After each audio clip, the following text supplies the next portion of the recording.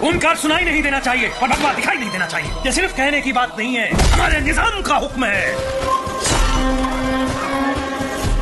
अब हमसे क्या गलती होगी सरकार? तू हिंदू पैदा हुआ, यही तेरी गलती है। इस्लाम कबूल कर ले, जिंदगी जन्नत हो जाएगी। लेकिन हमारा धर्म। क्या है तेरा धर्म? क्या है तेरा धर्म? मंत्रों को छोड़ के कलमा पड़ेगा तो तेरी इज्जत बढ़ेगी इंशाअल्लाह।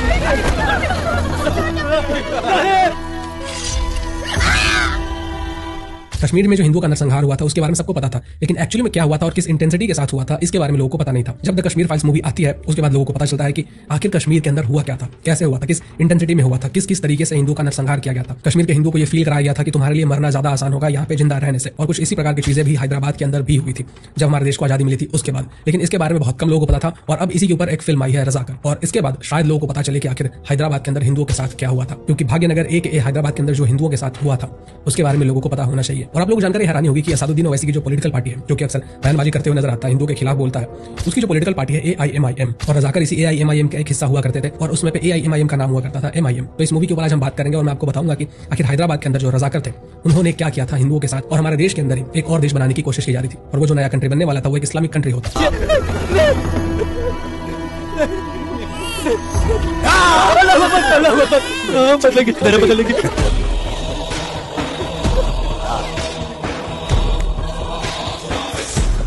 पहनने का आदत डाल दो। कल तक ये गांव इस्लाम में बदल जाना चाहिए और घर से अल्लाह अकबर की आवाज आनी चाहिए। मकबूल का हाथ लग गया तो ये छोटी बच्ची जवान हो जाएगी। इस गांव के अब सारे मर चुके हैं, 2 औरतें बची हैं, अब उनसे निकाह करो और बच्चे पैदा करो, इससे हमारा खानदान बढ़ेगा। ऐश करो और हमारी तादाद को बढ़ाओ, जाओ। तो ये जो मूवी है रजाकर, ये आज ही रिलीज हुई है हिंदी और मराठी में, और आज मैं अभी देखकर ही आ रहा हूँ इस मूवी को। जब हमारा देश आजाद हुआ तो हमारा देश बहुत सारे अलग अलग प्रिंसली स्टेट में डिवाइडेड था। करीबन 562 प्रिंसली स्टेट हमारे भारत देश के अंदर थे। अभी जो 562 प्रिंसली स्टेट थे इनमें से 559 प्रिंसली स्टेट ने इंडिया से हाथ मिला लिया और हम सब ने एक देश का फॉर्मेशन किया। लेकिन इसमें से जो 3 प्रिंसली स्टेट थे, जिसमें कि एक कश्मीर था, एक जूनागढ़ था और जो तीसरा था वो था हैदराबाद, तो इन तीनों ने शुरुआत में मना किया था, लेकिन बाद में कश्मीर और जूनागढ़ दोनों मिल जाते हैं भारत के अंदर, और जो हैदराबाद होता है वो मिलने से इनकार कर देता है, क्योंकि हैदराबाद के अंदर जो निजाम रूल उस समय पे चल रहा था, इनका ये कहना था कि हम भारत में नहीं मिलेंगे और हम अपना रूल कायम करेंगे, और हमारा ये जो रीजन है हैदराबाद का, इसको हम लोग एक इस्लामिक राष्ट्र बनाएंगे। अब इनकी ये प्लानिंग थी कि हम लोग हैदराबाद को इस्लामिक राष्ट्र बनाएंगे और इसके लिए हम लोग पाकिस्तान की भी हेल्प लेंगे। अब इस्लामिक राष्ट्र बनाने के लिए इनके पास एक पैरामिलिट्री फोर्स था, एक पॉलिटिकल ऑर्गेनाइजेशन था, और ये जो पॉलिटिकल ऑर्गेनाइजेशन था यही था MIM, जो कि आगे चलकर AIMIM बनता है, क्योंकि असदुद्दीन ओवैसी की पॉलिटिकल पार्टी है। और इसी का एक पार्ट हुआ करता था रजाकर। रजाकर एक पैरामिलिट्री फोर्स था जिसको कि MIM कंट्रोल करती थी, और ये जो रजाकर थे इनका मेन काम होता था कि जो लोग इस्लामिक राष्ट्र बनने में रोड़ा बन रहे हैं उनको मार दो या फिर उनको मना लो। और ये जो पैरामिलिट्री फोर्स था इसी को रजाकर कहा जाता था। इन लोगों ने अपने लोगों को ड्रेस पहनाए हुए थे, पुलिस के जैसे खाकी वर्दी पहनाई हुई थी, इनको बंदूक दिए हुए थे, इनको अलग अलग वेपन्स दिए हुए थे, और ये लोग क्या करते थे कि प्राइमरीली जो हिंदूज होते हैं उनको टारगेट करते थे,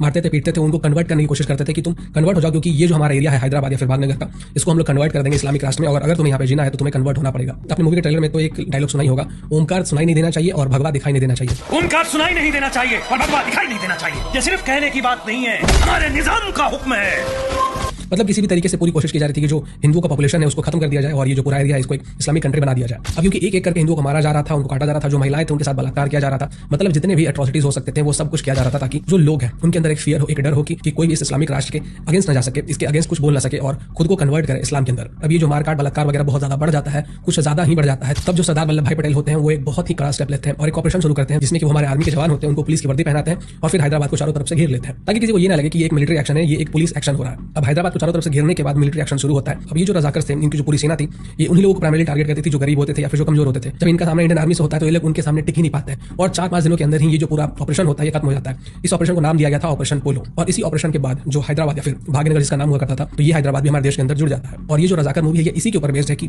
किस तरीके से ये जो रजाकर थे इन्होंने अपना मिलिट्री बनाया हुआ था, इन्होंने हिंदुओं के ऊपर एट्रोसिटीज किया, मारकाट मचाया, बलात्कार किया, लोगों को कन्वर्ट किया, जो हो सकता था वो इन्होंने किया। अभी जो रजाकर एट्रोसिटीज कर रहे थे इनको बहुत रेजिस्टेंस मिला था कुछ हिंदू गांव से, कुछ ऐसे हिंदू गांव थे जहां से कि बहुत सारे हिंदू युवा सामने आते हैं और इन रजाकर्स को मुंह तोड़ जवाब देते हैं, जैसे कि वीरा भैरप्पनपल्ली, पेरू मंडला संकेसा। और ये जो रजाकर ने एट्रोसिटीज किए थे, इन एट्रोसिटीज से कुछ लोग बच भी गए थे, जैसे कि एन मलैया और चिट्टी कोमलू। तो इन लोगों ने बाद में अपने एक्सपीरियंस से शेयर किए, बताया कि आखिर रजाकर ने क्या किया था, और फिर ये जो इन्फॉर्मेशन है वो लोगों तक पहुंचा। इस मूवी के अंदर इन लोगों के बारे में भी बताया गया है और उन विलेजेस के बारे में भी बताया गया जहां से बहुत सारे हिंदू योद्धा सामने आए थे, और फिर बाद में जो हमारी मिलिट्री होती है वो इनको बेहतर तक पहुंचा देती है। अब ये जो हिंदुओं का नरसंहार हुआ था भाग्यनगर या फिर हैदराबाद के अंदर, तो इसके ऊपर एक मूवी आनी बहुत जरूरी थी, क्योंकि जिस तरीके से कश्मीर फाइल्स आने के बाद लोगों को एक्चुअली पता चला कि आखिर एक्चुअली में कश्मीर के अंदर क्या हुआ था, वैसे ही लोगों को पता चला कि आखिर भाग्यनगर या फिर हैदराबाद के अंदर हिंदुओं के साथ क्या हुआ था, और इसको लोग सालों सालों तक याद रखेंगे और इसको भूलेंगे नहीं, क्योंकि जो अपने इतिहास से नहीं सीखता है वो इतिहास में कहीं ना कहीं गुम हो जाता है। इस मूवी के माध्यम से लोगों को ये बताना बहुत जरूरी है कि हमारे इतिहास में ऐसी भी चीजें हो चुकी है जिनको मिटाने की पूरी कोशिश की गई, लेकिन लोग मिटा नहीं पाए क्योंकि समय समय पर लोग इसको याद दिलाते रहे। इस मूवी के अंदर जो आपको कैरेक्टर्स मिलेंगे वो बहुत बोल्ड मिलेंगे, जो डायलॉग्स मिलेंगे वो भी बहुत बोल्ड मिलेंगे, और जिस तरीके से मूवी का प्रोडक्शन किया गया है, मूवी के अंदर जो छोटी छोटी डिटेल्स होते हैं उसके ऊपर भी ध्यान दिया गया है। मतलब एक हाई क्वालिटी प्रोडक्शन किया गया है। इस मूवी की अगर हम म्यूजिक की बात करें तो इस मूवी में अलग अलग सॉन्ग्स बनाए गए हैं जो कि इस मूवी का जो थीम है उस पर पूरा सूट करता है, जैसा कि कैलाश खेर का जिंदा है तू ट्रैक,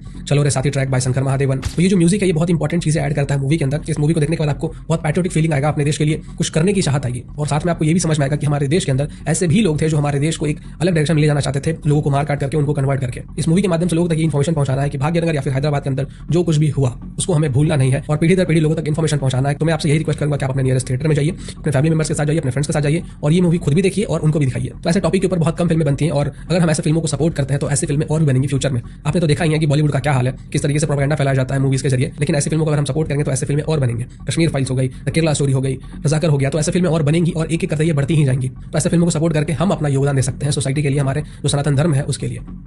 नमस्कार।